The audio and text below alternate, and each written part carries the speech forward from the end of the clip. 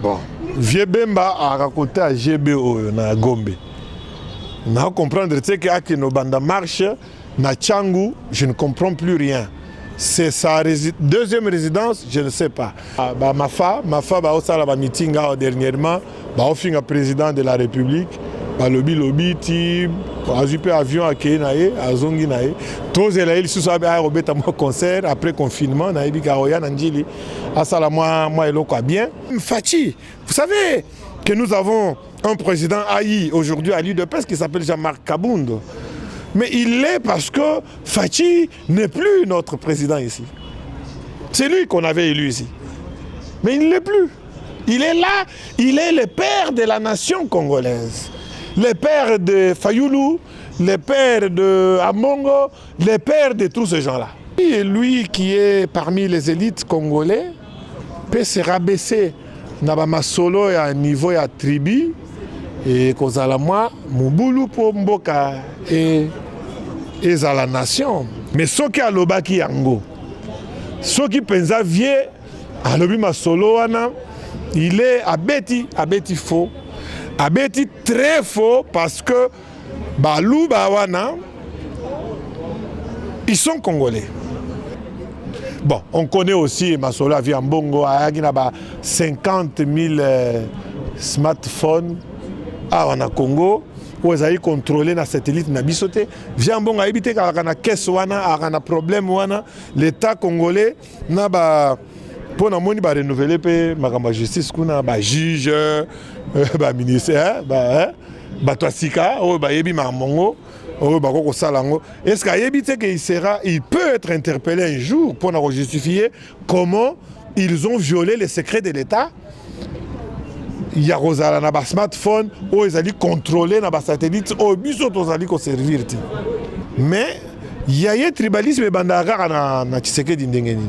Koko yeba que en tant que prélat catholique, on a droit il y a kokota makamba politique ndenga zokota wana te parce que nous sommes un état laïque. Kama on a zakotinde le mbongo qui a soutenu azalaki JDPS na Kinshasa. Oh président JC, oh balobi awa ba mega ezate to couvrir ndengeni. Awa na lupango. Shiko yo komi oyibisanga ke aza député à la Muka. Et quand est-ce que la Mouka vit jour? À Botamakan. Je ne sais pas trop, mais je sais qu'il y a eu un mouvement, un vent, dans la Mouka, mais ici, Koufa Nango.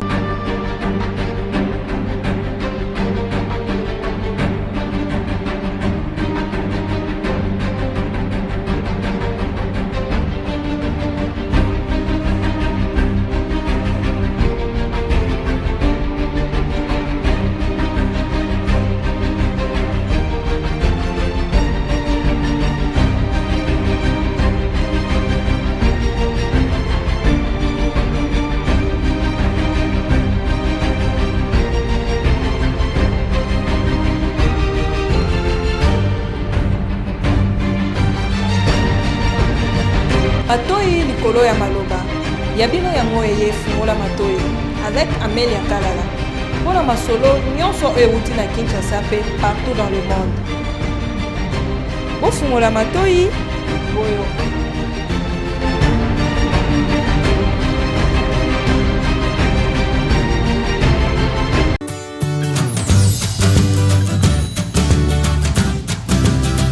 Na balandi nyonso ya Media Plus télévision bisika nyonso bozali na France, na Belgique, na États-Unis, awa na Congo.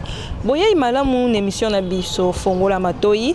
Bo Fongola Matoi émission bolingaka mingi bino banso. Lelo nazalinga moko te naza na mwana mboka JC Mulamba. Président ya UDPS Grenoble na France. Vice-président ya commission ya UDPS extérieure. Et longo na yeto kobeta masolo ma matali politique ya mboka na biso.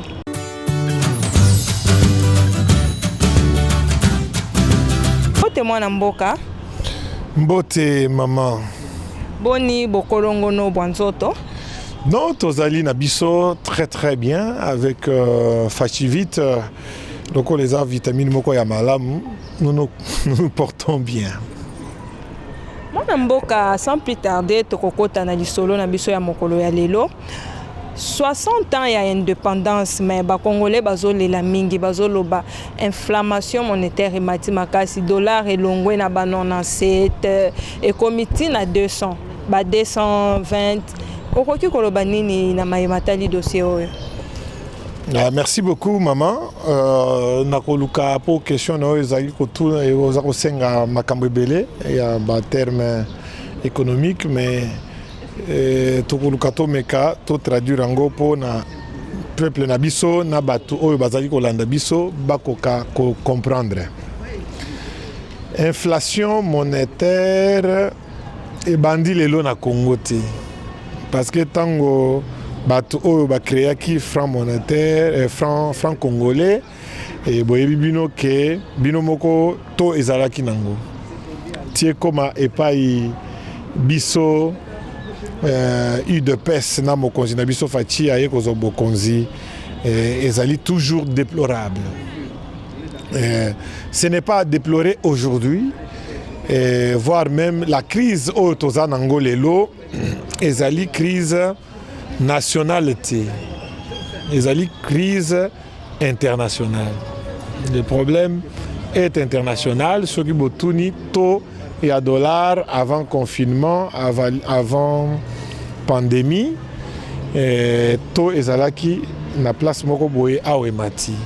Soko kei na France, soko kei na bamboka ebele ya mokili, ils déplorent tous la situation économique ya mboka. C'est un problème au peuple congolais nyonso esengeli azwango na motema aluka mécanisme bapesa ba konzina biso temps ya ko mettre en place mécanisme o eza musala toza ko sala oyo ya kobima na crise oyo mais ko ya ko pointer du doigt que Faci continue à pouvoir et dollar ezaki na 1650 et comme il a 20 000, c'est encore illusoire, c'est encore à déplorer. Ça n'a même pas de sens parce que déjà 1650, ezali ebele, ezali passi. Ezali locaux la paix, il y a une semaine, j'avais vu la présidente, il y a Assemblée nationale Nabiso, pour laquelle j'ai beaucoup de respect. Ayaki na moi paï na yemoro boye pain un pain aye na pain au pain zalaki na 200 et pain commis na 300. C'est une femme qui a évolué un tout petit peu, elle a évolué en Europe. Elle devrait déjà avoir honte Yamakambo parce que l'IPA dans tout le pays du monde, le pays où le contrôle de l'économie est assuré, l'IPA écoutaka ba centime elingo ba sous multiple ya mbongo na biso na minute ezali sous même na monnaie na biso te. Ça veut dire ba 20 centimes, ba 60 centimes. Neti biso na France païne ça coûte 70 centimes. Donc l'IPA baguette ya ba français wana et nango 70 centimes. Pourquoi? Parce que c'est un repas ezali eloko moko. Ça accompagne tous les repas, les 3 repas de la journée. Na tongo, il faut rouler à Kozanango. Na midi, il faut Kozanango, na Pogapé. Donc le gouvernement assure ça. Donc, déjà, ils ont 200 francs. C'est déjà beaucoup. Donc, elle devrait déjà avoir honte de nous dire que l'IPA a aidé 100 francs. Commençons par là, parce que Faci, le gouvernement a une ambition parce que lui, il voit grand. Il voit en grand. Bino na média 3D. Lui il voit ça comme ça. Donc il y a au boulet païne soke rokita et kita na ba centime. Et ça na 200 o yazo kumisa wanati. Donc c'est déjà une honte. Donc je suis sérieux. Donc 200 francs et ça déjà ébélé. Et comme il y a 300 et la question d'abord posons-nous cette question nous tous. Parce que le chef de gouvernement, Faci, est le chef de l'État, le président de cette nation, de cette république aujourd'hui. Il n'a pas eu la majorité parlementaire. Le gouvernement est dans les mains. Il y a famille politique, il y a maman Janine Mabunda. la question qui pouvait interpeller le chef du gouvernement, qui est Ilunga Ilunkamba, a répondre dans le Parlement, Mama Biminango, na moi pays nae na Parlement. C'est une honte. C'est une honte pour notre pays, avoir une présidente pareille qui ignore son travail. Nathan Rolekisa, Koke Rolongola 520 gigas, Alongo vice-premier président Yanini, Taya Rosala Bilora Bamalonda, Rosalango Mabe, elle viole les règlements d'ordre intérieur. Il y a Assemblée nationale et nous nous demandons qu'est-ce qui en reste. Mais elle en a violé trop. Et Lelo a Robimana Païn, il s'adressait à qui? J'ai dit, bon, Nazo Senganaye, bon, aye kola musala naye, nazali ko sungaye, a benga chef ya gouvernement, comme on aye, vieille Ilunga Ilunkamba, et puis, aye bapé lisusuke, chaîne ya dépense ya Congo, et zali na maboko antele. Ministre c'est la finance et puis c'est sa famille politique encore. Et il que régit tout. Donc l'entreprise publique et Congola donc Ezouakabambongo il y a État Nabiso et Zaliti Lelo na maboko ya FCC. Boyebi ke ba nomination ba mandataire et bimité. Ça traîne pourquoi? Parce que FCC a lingi qu'on a appareil wana ya régie ya finance na ya dépenses et nous comprenons aujourd'hui nous l'UDPS que bazali ko bomba biloko wana pour faire du chantage à l'UDPS. Parce que yemoko aya robimana ba pays ne pays ne mati prix et puis côté muso dollar et mati. Les chantages ils le font à qui? Parce que c'est eux qui gèrent encore cette partie de l'appareil là. Et lorsque nous voulons fixer notre justice et je place nango, parce que c'est la justice qui élève une nation, et Tombouama, Baye Lissoussou, Navie Nabiso et Aoutuko démissionné dernièrement avec Masolo, ce qui a yémé. Donc, Azarolo Marambavier, Azarolo Maramboya ancien, donc Toloba, sénateur à vie.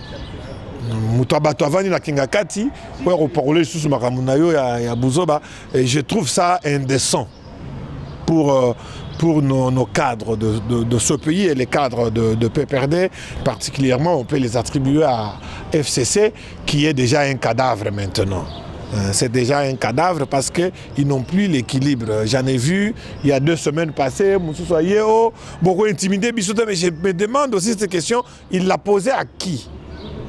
Nani a intimidé? Qui intimide? Qui? Parce que Bissot est dans la coalition. Et Tobo Ipe, Mokonzi Aouti Braza, il a dit que je veux bien protéger la coalition à bien.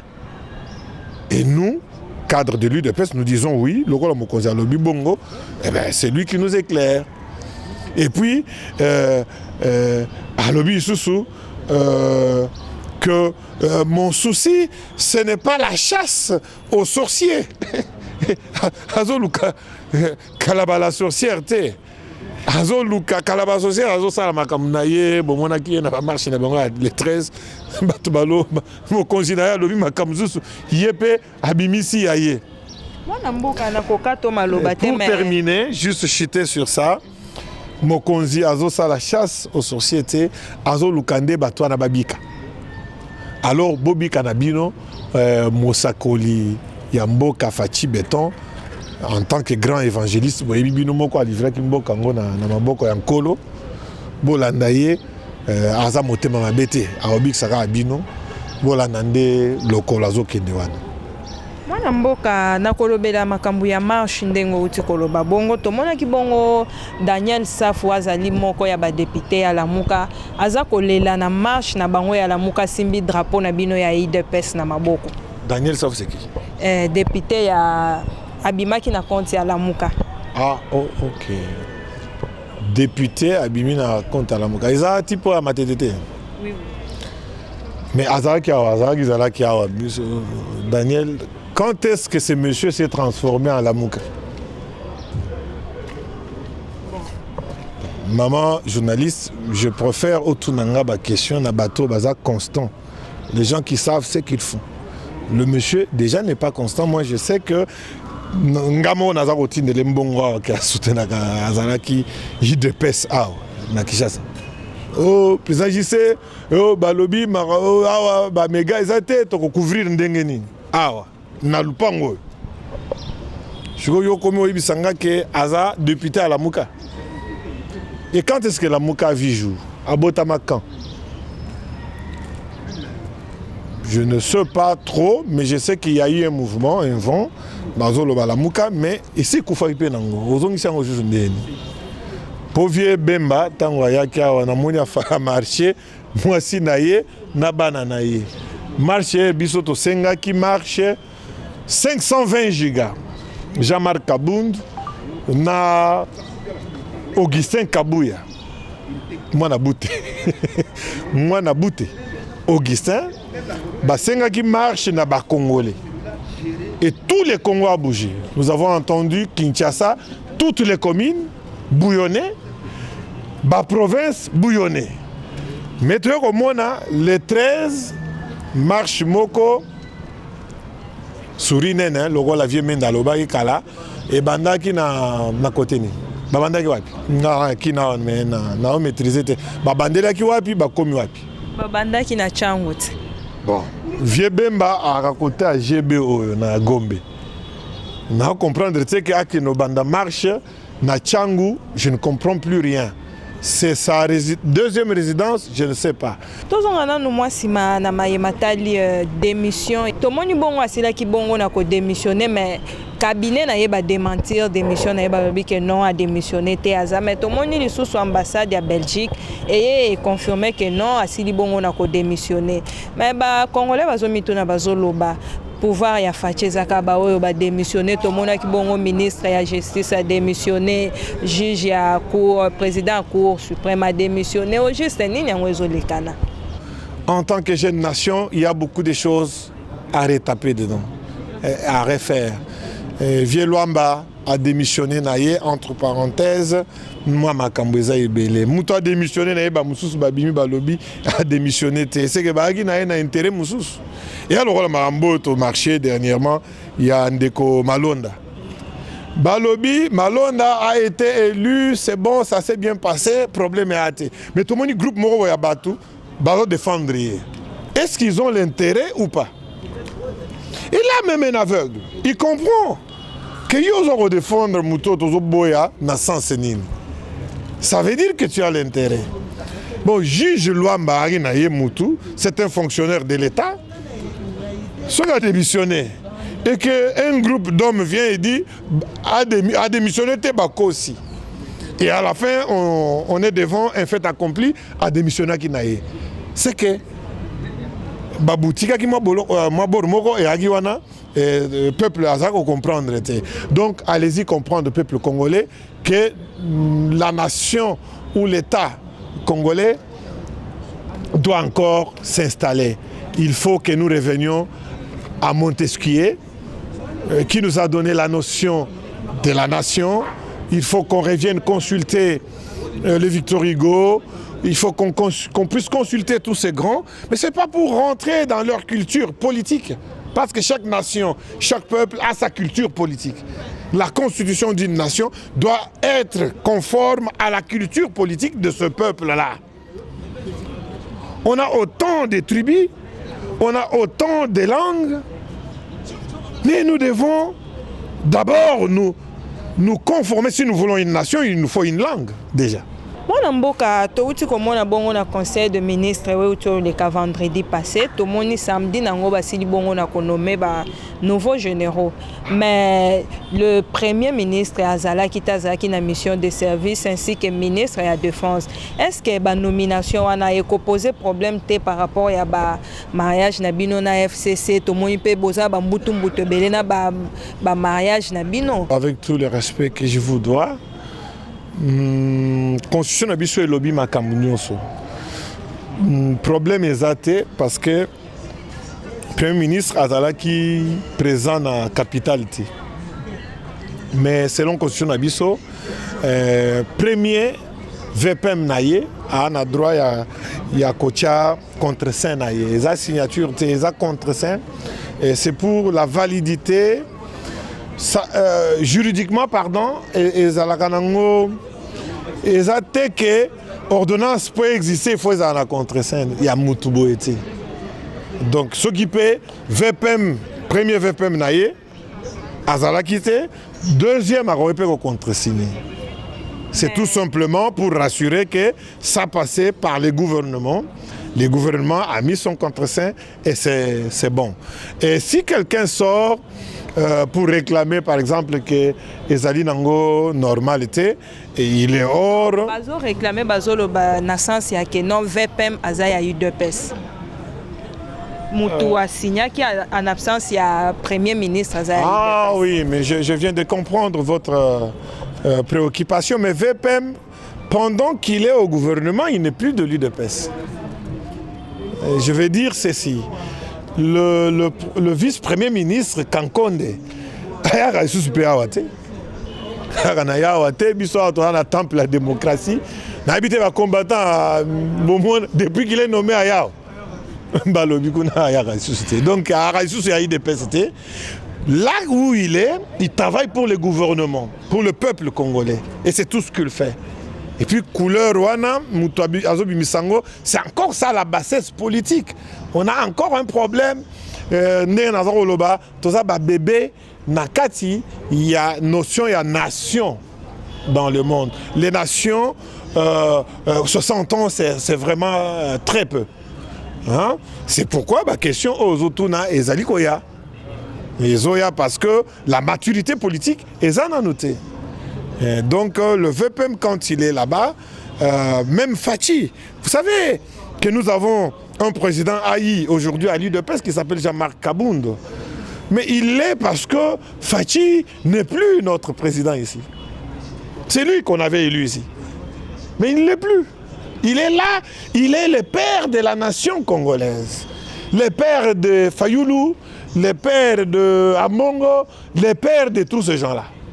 Leur père national, c'est lui.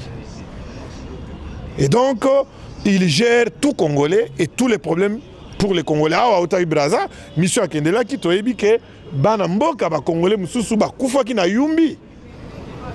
C'est de gouverneur, avec gouverneur kuna na Yumbi. Et Baza na Braza, Baza ba exilé. Il faut bazonga, baza la rapartir. Et ça m'a campé tout le monde à Tenamboko. Ba Congolais ba kenda ba exil ya bambala na bambula bazonga te ba kenda na bango.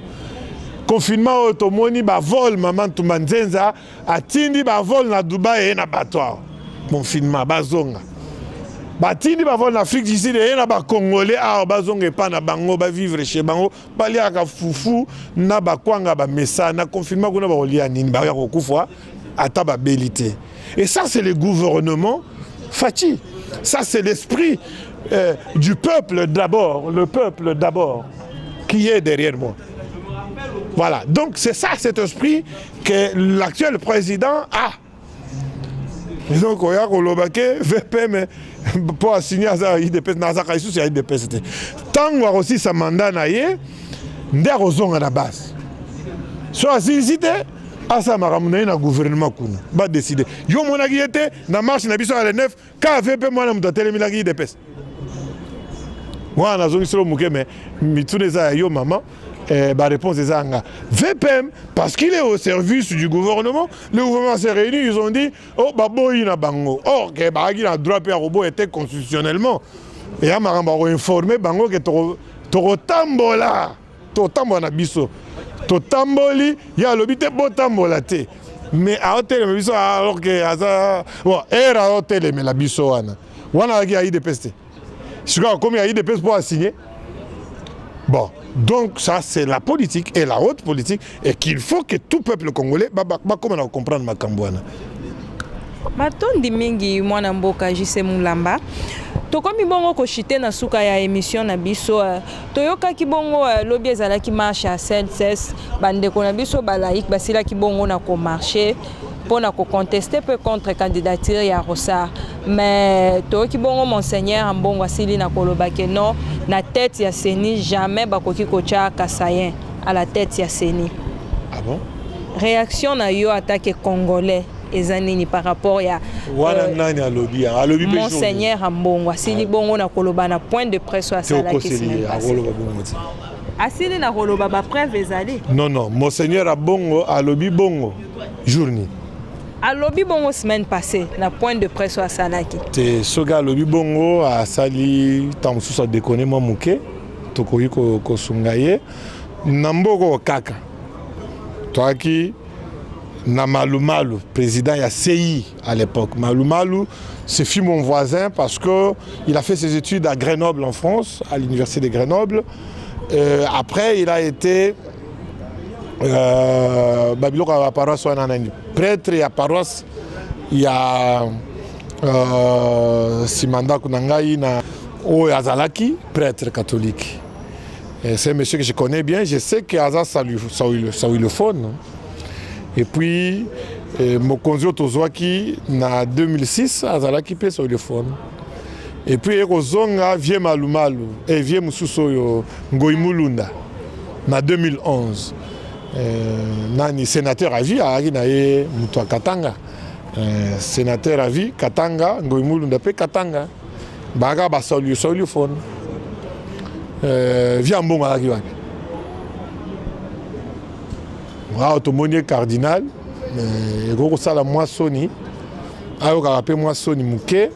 mais si lui qui est parmi les élites congolais peut se rabaisser dans solo à niveau à tribu et kozala moi mubulu pour mboka et à la nation.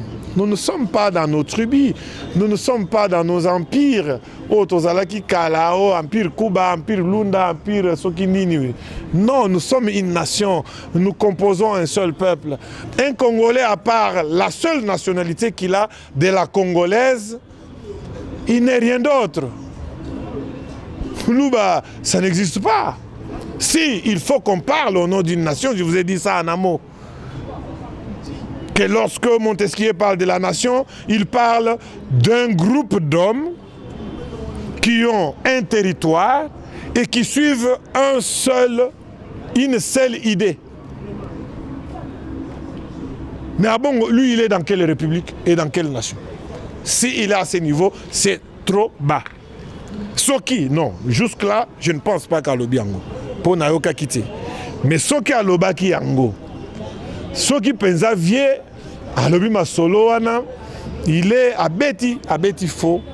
Abeti très faux parce que Balou Bawana, ils sont congolais. Mais aller se rabaisser pour un homme, lui, bon, en Bongo je ne vais pas l'attaquer, hein, mais il paraîtrait aussi que Yépe en tant que cardinal, na cabinet na yé, batutu à côté kuna. Bon, na tangi côté en côté. Il paraît côté na Yépe. Ça j'avais suivi na émission Moutumoro Aloba. Je n'ai pas vérifié, mais ça bon. Mais il y a un tribalisme et bandagara na Tshisekedi Ndengeni. Bon, on connaît aussi Masola via Mbongo, il y a 50 000 smartphones à Congo où ils ont contrôlé les satellites na bisoté. Via Mbongo a évité qu'il y ait caisse wana, un problème wana, l'État congolais n'a pas pour nous renouveler la justice kuna ba juge ba ministère ba toasika o ba yebi mamongo o ba ko salango est-ce qu'il peut être interpellé un jour pour nous justifier comment ils ont violé les secrets de l'État. Il y a Rosala na ba smartphone où ils allaient contrôler na ba satellite au biso to zali ko servir. Est-ce qu'en tant que prélat catholique, on a droit de faire makamba politique parce que nous sommes un État laïque. Nation, ils ont un munoko moko, ils ont un peuple moko. Ce peuple s'appelle, comme ici chez nous, ce peuple s'appelle Congolais. Si chez moi où je vis là-bas, en France, ce peuple-là s'appelle Français. Et je vis là-bas depuis beaucoup d'années. Donc, le français, à part français, je n'ai jamais vu ça. Donc ici, qu'on ait cette grandeur d'esprit, il y a ceux qui sont congolais, il n'y a pas de tribu. Il n'y a pas de tribu, il n'y a pas de langue, kaka, qui congolais, c'est ça qui est juridiquement connu. So ba pesi yo carte lelo namboko jour ba ça la carte identité nationale ba okoma congolais. Yo na passeport no temps aux voyager. On te demande au outil namboka nini à partir de ton passeport où c'est écrit le passeport congolais. Mais les tribus que vous invoquez, ça vient d'où? Que dans sa propre tête, non, je ne pense pas qu'il l'a dit. Mais s'il l'a dit, et je peux lui demander de retirer. Ah, viens à Bisso. Matondi mingi mwana mboka JC Mulamba. Congo bomoko Congo na biso ezala toujours inindenge bauti koloba tokomi bongo na suka ya émission na biso mutuna na biso ya suka ezali bongo UDPS dans quelques mois 2 ans au pouvoir parti au pouvoir changement nini yango UDPS ememeli na population congolaise changement nini yango pesi na pouvoir actuel oyo depuis bokoti na pouvoir otuni mutuna en tant que congolaise. Bien sûr. Voilà, mais ceux qui ont au moni angoté, mais surtout dans le domaine, je pense que aux monango, je pense que avant bisoto comme on a pouvoir, liberté d'expression bozan nango lelo boagi nangote, ah batuma batupo ba lobby ka koloba. Dans ce pays, il y avait des prisonniers politiques qui sont aujourd'hui Libanda. Bah ça misana bango tranquille, bah vieux Frank Diongo, na mona ipe bango na marche. Un vieux Frank Diongo. Ah, ça l'aura bien vieux. Donc, vieux Moïse Katumbi Chapwe, exilé politique. Zonga, Mafa, ça la meeting dernièrement, on fait un président de la République, lobby, ti, avion à Kenae, à Zongi Nae, tous les gens qui ont un concert après confinement, Naïbi Karoya, Nanjili, à ça la moi, bien. La transformation de cette ville, moi-même j'ai pris des photos na saut des moutons.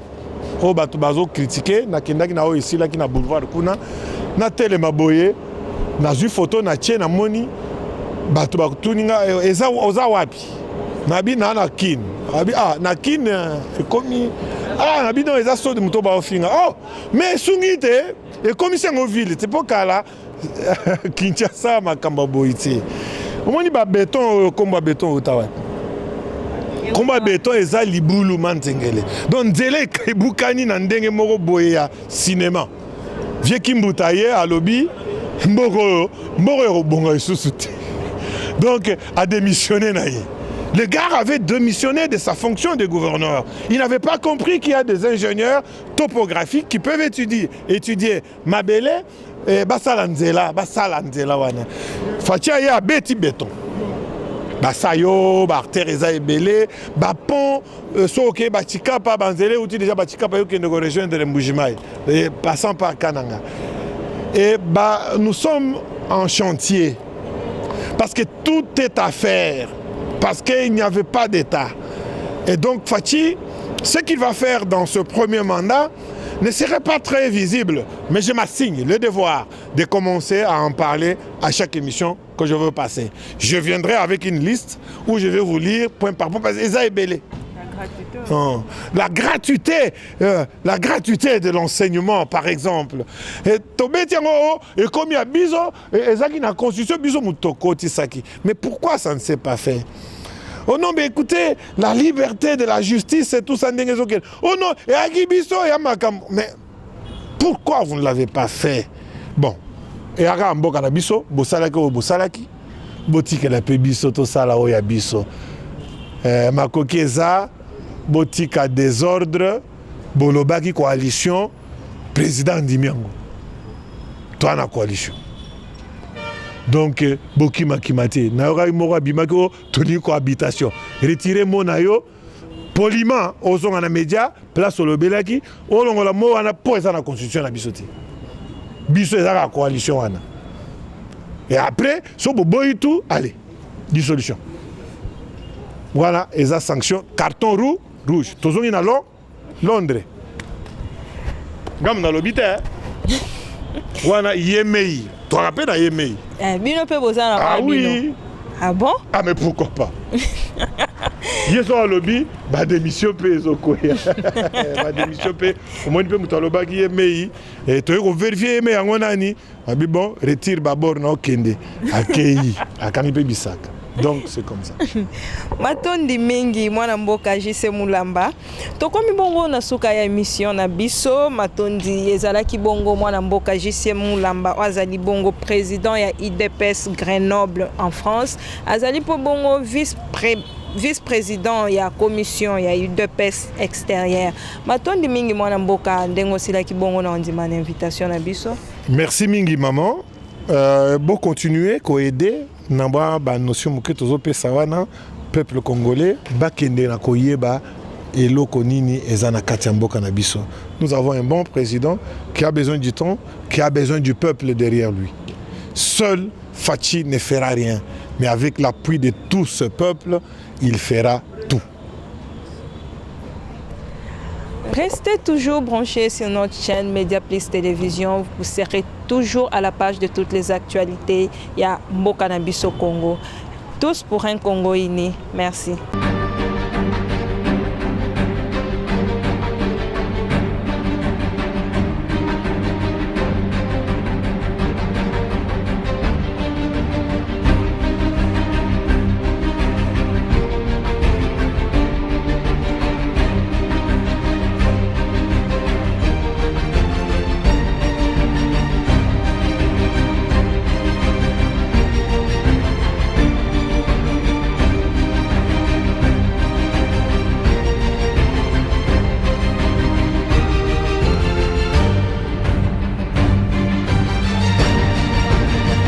Matoi likolo ya maloba yabino ya moye fungola matoi avec Amélia Kalala pona masolo nyonso euti na Kinshasa pe partout dans le monde.